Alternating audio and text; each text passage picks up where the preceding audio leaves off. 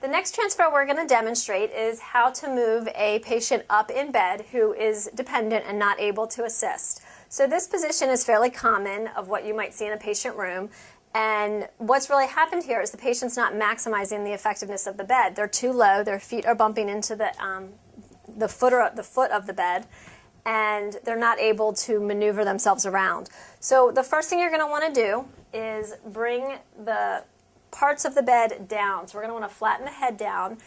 If the patient is able to tolerate it, a Trendelenburg position where the head is actually lower than the feet is going to be even easier. We're going to want to bring the bed up so it's at a safe level for our backs, which is really between that power zone, between our hips and our shoulders. And for a larger patient, you may actually want to max inflate the bed.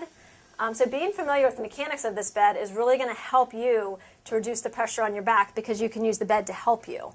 We're going to want to take the pillow away, lower down all of the side rails, and I'm going to go ahead and demonstrate this in a slight Trendelenburg just for purposes so you can see how it works. Again, you're going to want to instruct the patient to cross their arms. You may need to remove blankets and other things that might get caught up under the patient.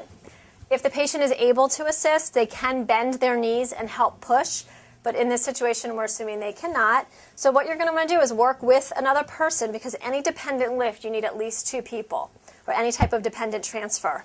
So on the count of 3, we're going to go ahead and lift the patient just to clear the surface. We don't want to actually try to lift them completely up, and we want to try to avoid shearing forces, so we need enough of a tension on the chuck so that it's going to provide stability.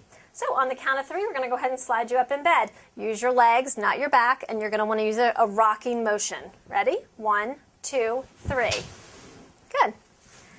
And now we've been able to reposition the patient, and once they're in a safe position, you can go ahead and put the bed back into its flat position and then bring the head and the legs to a comfortable height for the patient.